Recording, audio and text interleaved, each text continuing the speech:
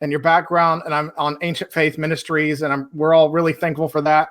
And one of the things that I feel like that our American Orthodox people and clergy are starting to wake up where we need to do something about Christian ed.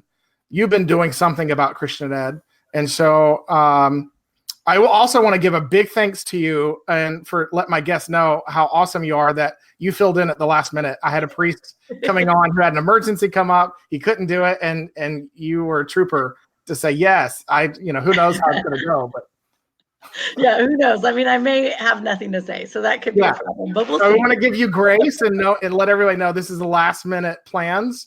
You and I have been talking now for a few weeks about this topic, but so it's not completely out of the blue, but basically before we get started, I think you need to give a little bit of a bio just in case someone's not familiar with the work that you've been doing either in your podcast or your writings. Sure.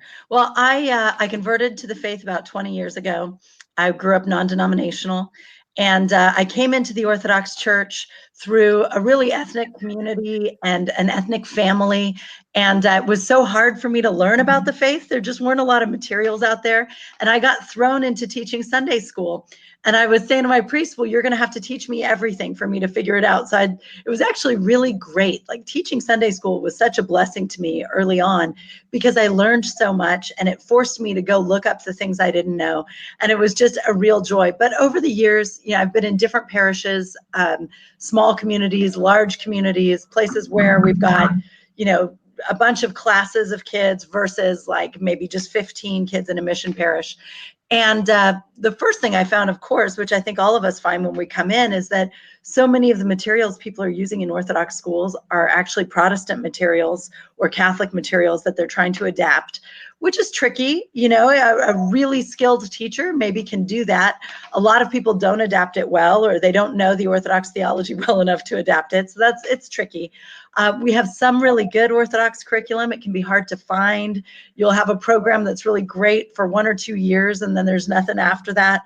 And also, I think one of the things that really struck me about Orthodox education was that I just have always felt like we just need something more innovative and more beautiful to pass on the faith, because this isn't math, this isn't spelling. There's no reason even that we need a classroom exactly, right? Like we could rethink everything from the bottom up.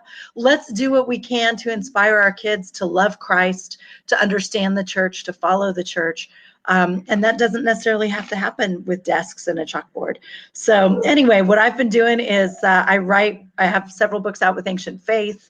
I think a lot about, I would say, both Christian education in the classroom and in the family.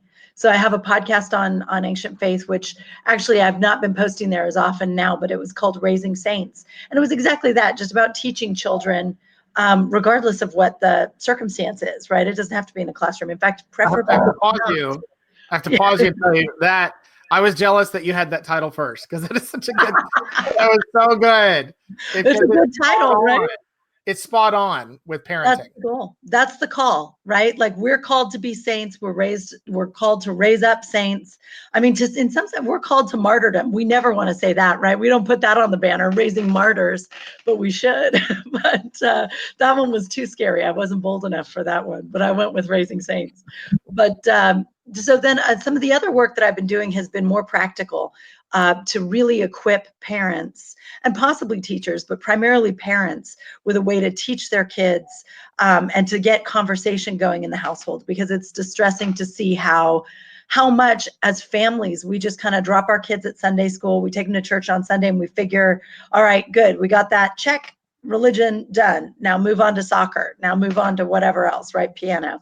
And it's so important. All of the saints will tell you, you have to be a saint to raise a saint. Like you have to work on your spiritual life, and then you have to interact with your kids every day about the faith. So I've been working on books. Our most recent, my friend Christina Wenger and I put together a book of family meditations for Great Lent called Tending the Garden of Our Hearts. I also have one for the Nativity Lent called Welcoming the Christ Child. And they're short readings, like Bible stories, stories of saints, various lessons, but they're just engaging readings that you read with your kids, and then you answer questions. And the idea is to get the kids talking and the parents talking and get everybody comfortable with just sitting around and like, let's just talk about Jonah for a while. Like, let's talk about the paralytic and why God healed him and what's going on with that. And, I think that's the most important thing for Christian education, is to just have people engaged and talking about it and working on it.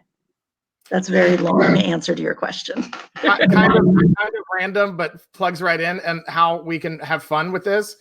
My wife, like last week or the week before, they were talking about Jonah. They went out in the yard with a measuring tape, and they speculated how big the whale was in the yard. Cool. So my kids could get an idea of what we're talking about. Yep. And it really just kind of helped them enter into the story. Right?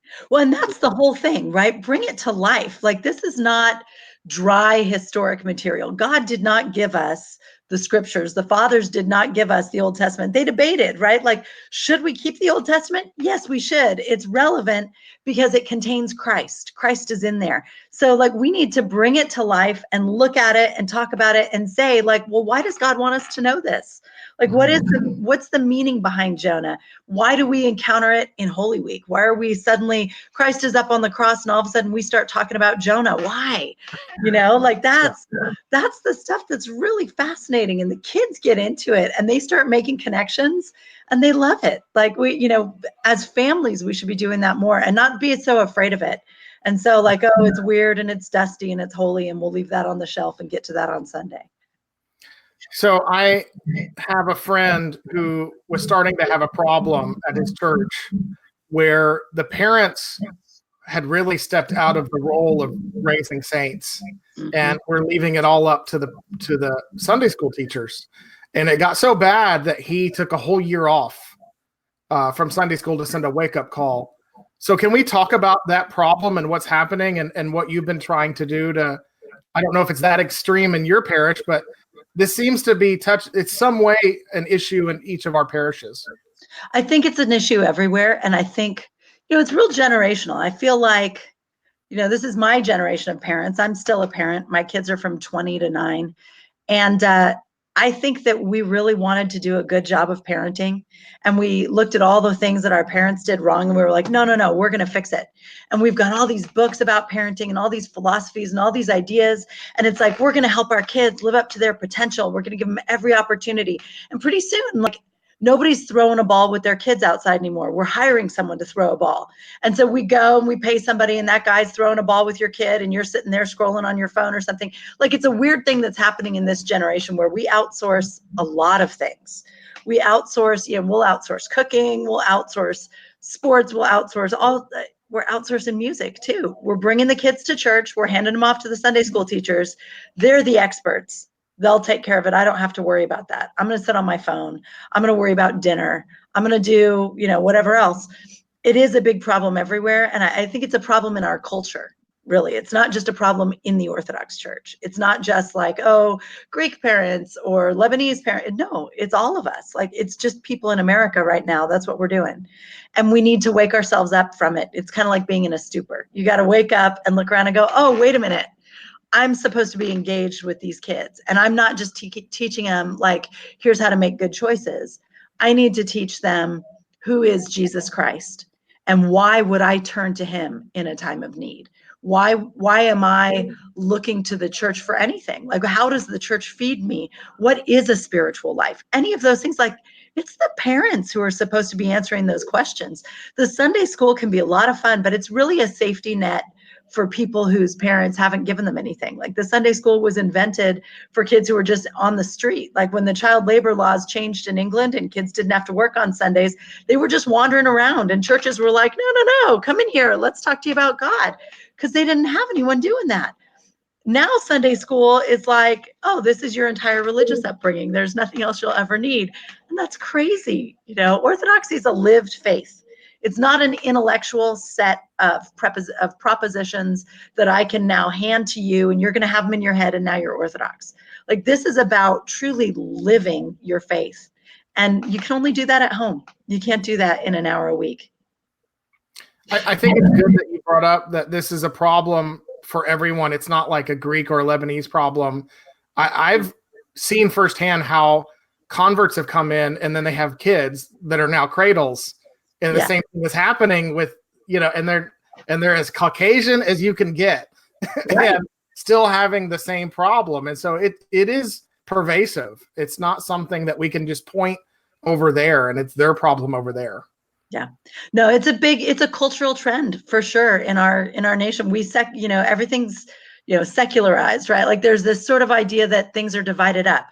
Orthodoxy should be a unifying faith. Everything in your life should be we should be one person, right? But instead we compartmentalize and we have different aspects of ourselves. And I'm different at work than I am at home, or I'm different socially, I'm different at the gym. None of that should be happening, but that's something that goes on in our culture, this kind of like personal fragmentation. So it happens in our Sunday schools too. That's the religious fragment, and we need to bring it back in so that it's part of a real wholesome unity of life. I think that's the word outsourcing is such a helpful word for either a Sunday school teacher or a priest to bring up and say, how much are you outsourcing your responsibility? Because they're not completely abdicating. It's not like they've given up. I think what you're talking about is a good thing. They think they've hired an expert to take care of it. Yes. Right. Yeah, it's not like intentionally irresponsible. Right. At all. It's like, I'm not qualified. My spiritual life is shallow and my knowledge is shallow, especially, Orthodox people suffer from this idea that we do not know the Bible. Like everybody else memorized the Bible and we don't know the Bible. Memorizing a line here or there, that's really nice, but you have to understand the context. You have to understand the whole meaning, and not just the context of a verse, but the context of a book in the Bible, the context of the Bible in the church. Like there's a lot to know, and Orthodox people know more than they think they know. But they're real insecure about it. And so it's like, well, I can't teach this kid. I'm not It's like, in how many Orthodox churches are people comfortable having a Bible study without a priest present? Very few. We're afraid of it. We're going to screw it up. We're going to turn accidentally Protestant, and we're not going to have like the guidance of the church. And so it's a balance, because you do want a priest present and you do need people who have religious education and all of that. But at the same time, we need to be willing to educate ourselves. Maybe not at seminary, but like we need to know enough to have our own flourishing spiritual life and to be able to pass it on to our kids. I say this and I mean it. There are a number of good Orthodox commentary now on the Bible where Father Lawrence Farley's series was very helpful for me to help me shift my Protestant way of thinking. I was very unorthodox. I accepted the theology, but the way I thought was different for about 10 years. And I had a big wake-up call when I read Clark Carlton's The Way series. And I was like, oh, man. And so then you realize you're on an iceberg and you haven't even looked below the water yet. And so I think that's right, to encourage that you can do this. There are resources that are published that have the stamp of approval of a number of hierarchs and clergy. And so it's not like you're all alone if a priest isn't in the room. That's exactly right. And the thing is that, like, I really feel like you could have a Bible study, for example, with a group of people.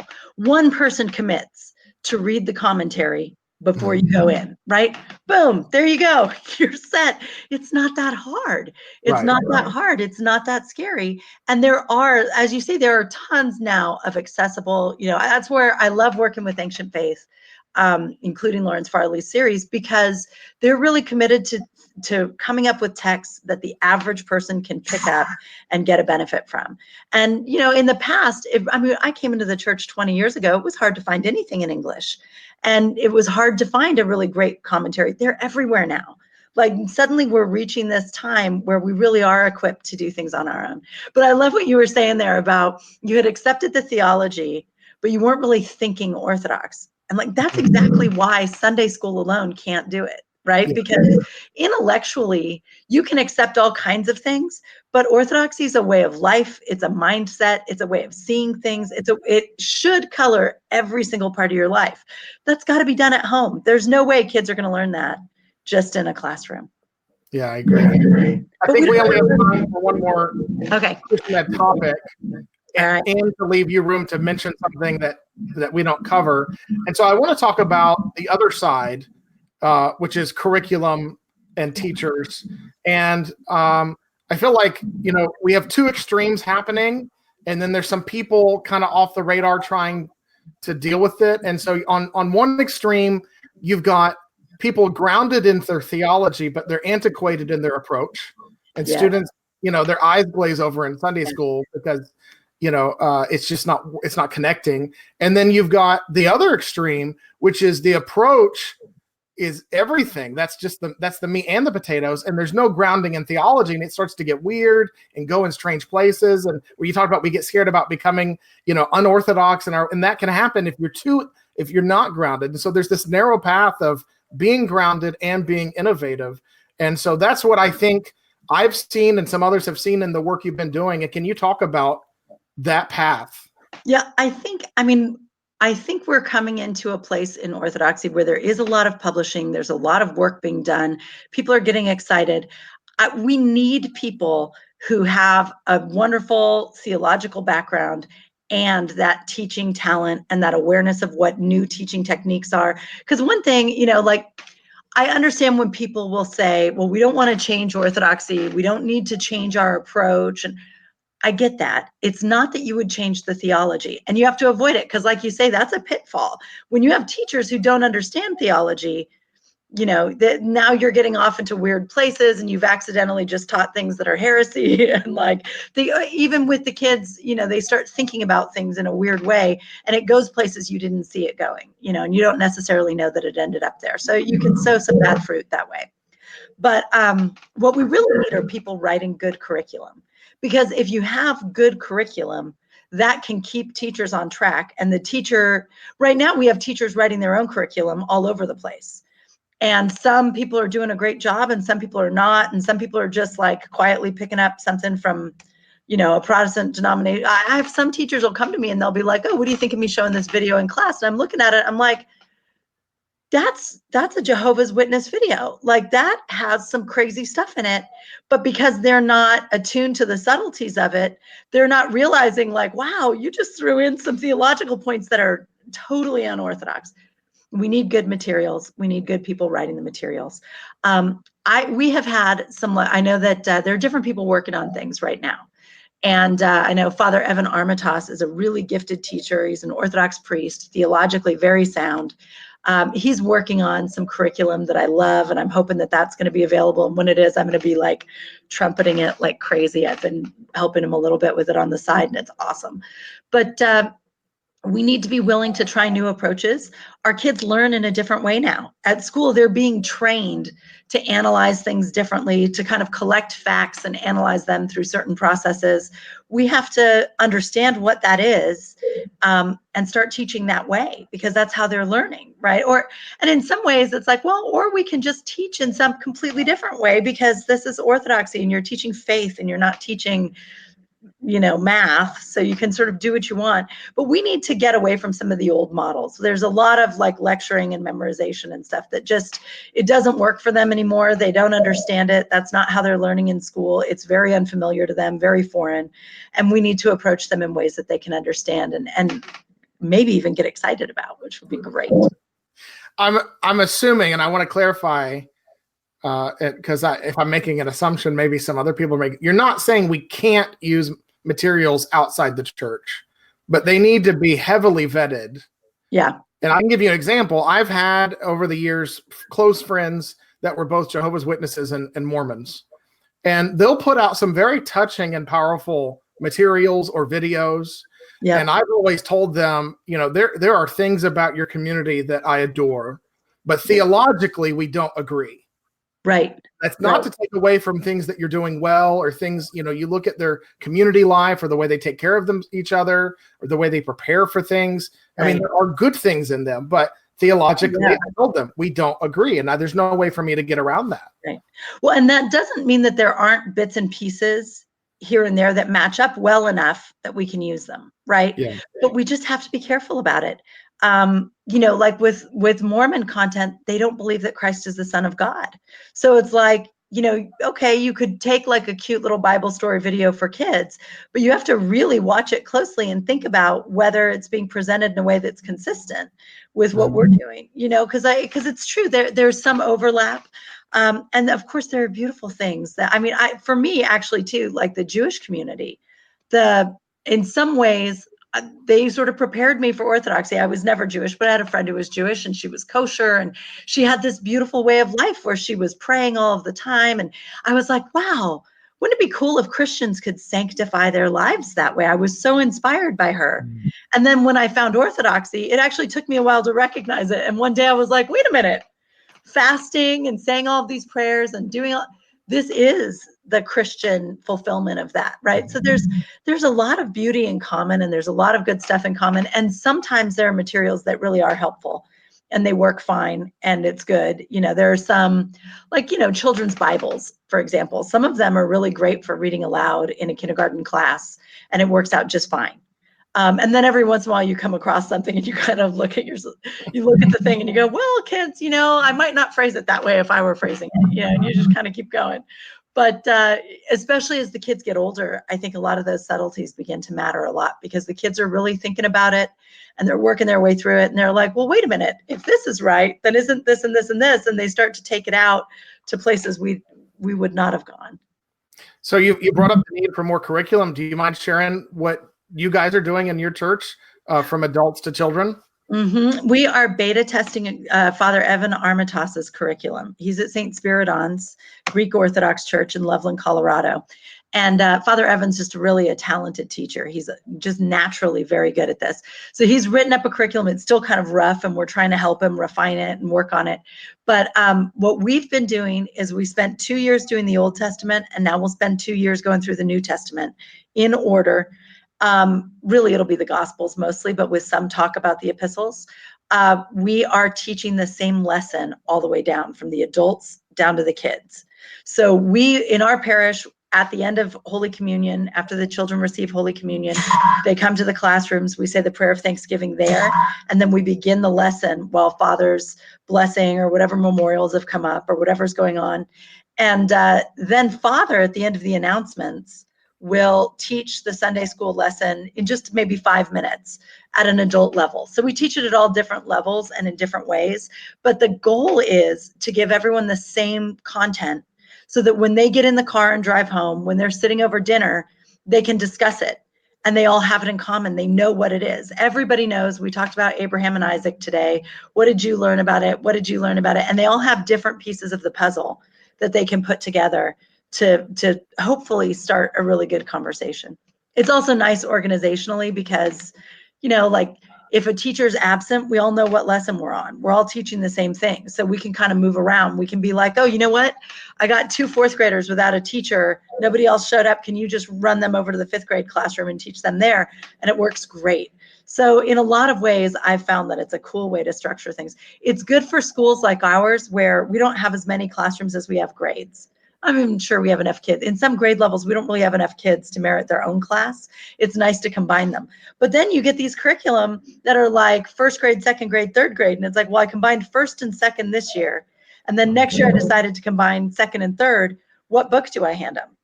And I don't know, because half of them are 3rd graders, half of them are 2nd graders, and there's no good answer. And you get these kids who are in pockets who like always learned ahead, and now they're out of books. And so I found that the parish-wide curriculum is just a really cool way to do it. Get the whole parish talking about the same things. So we're going to be doing the New Testament starting in August, and I'm fired up about it. It'll be fun. I just think that gives so much more opportunity of empowerment for the parents. They know what was taught, and now they can talk about it, even if they just talk about it in the car on the way to lunch, or just, for a few minutes during, just something more that connects the family. Yeah, exactly. And then the kids are more confident to say on Tuesday, hey, I was thinking about Jonah and I had a question. You know what I mean? Like it'll pop back up organically, even if they're not doing it on purpose. And we do a handout that gets emailed to everyone before Sunday that has what's the lesson, what's the reading, here's what we're going to say about it, so that the parents are ready to go. And every single time it's like, this is your job. We're here to equip you. We're trying to help out. This is your job. We assume you're using other sources, you're doing other things. This is one component of the very complex and wonderful Christian education going on in your house. And parents respond well to it. And not everybody's going to do the lesson every single week. In fact, some weeks I'm not even sure I do the lesson every week with my kids, because it's like life is busy and you're going on, but it becomes a part of things. It's a part of the fabric to be talking about these images and these people, these different stories. It's wonderful. And it brings the saints to life in your home because you're talking about them. Do you think this has made a difference, though? And when we were talking about empowering the parents, do you think there's a difference with the parents? Oh, definitely. I'm sure there are some households that have not changed. It's not like 100% cure. But there are some parents who know more about the Bible now than they used to, and that's something. But I definitely have several, I would say over the year, we have probably 120 families in our parish. A lot of them were already very engaged. But among those who were a little more marginal, I've probably had about 15 parents come and tell me what a difference it's made and how they're more confident to talk about it. They're using it. They're bringing it up with their kids. Then they apologize because they don't do it every week or whatever. But it definitely has made a difference, especially in that part of the community where the desire is there, but they're just not really sure where to start or what to do. And for them, it's really been great because they were real quick to just pick it up and run with it. I think the key part there is whatever aspect you're trying to improve in an area of your church, there's never going to be a silver bullet. You're going to do a little bit of this, a little bit of that. You can make big changes, but you're also going to need to make some small changes. And then, 10 households come on board because of this change. And then 3 households come on board because of that change over there. And you can't have that silver bullet mentality. You're not going to find it. Well, and the problem isn't necessarily your problem. I mean, Right. The truth is sometimes people are disengaged because of something else. And then like their work schedule is going to change. And now they have more time with the kids and now they're more engaged. Like maybe the problem's their work schedule. And that's not something that the parish is going to programmatically approach. But so, I mean, we have to trust the Holy Spirit to do some of this work. And we also have to, like you say, you can do big changes and small changes. The truth is sometimes the small changes are a much bigger deal. And the kind of weird things that get involved in our spiritual lives, the demons are always trying to pull us away, and they can pull us away with dumb stuff, right? Like that lady looked at me cross-eyed, I'm not going to church anymore. And it's like, and then all of a sudden those two run into each other at the supermarket. They have a great conversation and voila, now she's back at church. Who knows? We have to have the humility to understand that it's not always about us and our program, and that all we can do is try to look around and figure out what the issues are and what little things we might be able to do to improve those and what we can do to address those, and just always kind of humbly looking and asking, what does this community need? Like, what's the stumbling block here? Are these people willing but ill-equipped? Are they angry about something else? And so we need to be working on forgiveness for a while first. Whatever it is, it's different for different people. And we have to be, I think one of the most important things about being a good servant is to try to understand what the problem is before we just keep throwing solutions at it. Our magic bullet. I've got the silver bullet solution. I'm going to implement this and you're all going to fall in line, right? Like that's not a humble servant. That's not going to work. No, it's not going to work.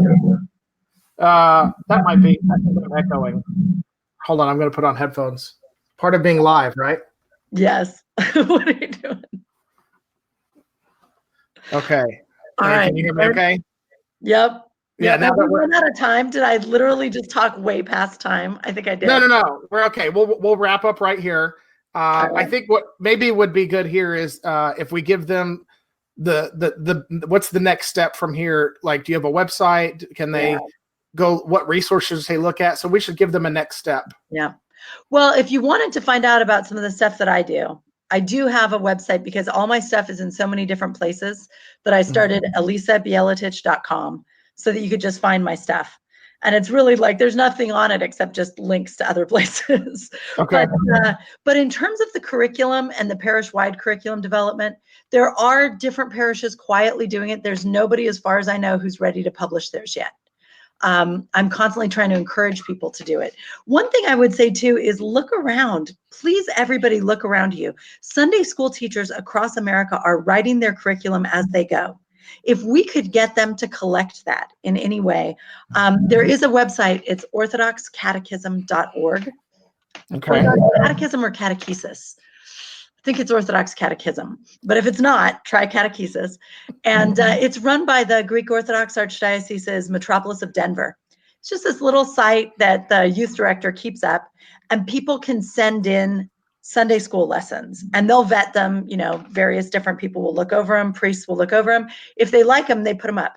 If you need lessons, you go to that site. You can search it by age range, search it by topic, whatever. There are a ton of free lessons up there. But if people could start just pooling their lessons and holding on to them, we can put together something awesome. But, I wish I had a site to tell you right now, here's the perfect curriculum for you. It's still a lot of putting it together. But the good news is that means we're going to learn a lot while we're doing it. So I will get that exact website domain. There's a couple of variations out there. I'll put it in the comments below. Cool. So when somebody watches, they can find that and go to it. I've added your website to the comments. Good deal.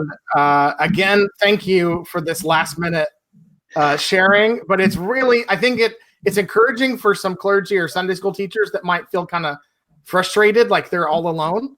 Yeah. And I think we gave them something to talk about with the parents and something to look at. Yeah, absolutely. Absolutely. Well, thank you for having me. I appreciate it. This is fun. Thank you. Unexpected break in the day. Oh, and my God, and Christ is risen. Truly, he is risen. We got it in before the show was over. So okay, good. We're a little late. All right. Thank you so much. Thank you. Bye.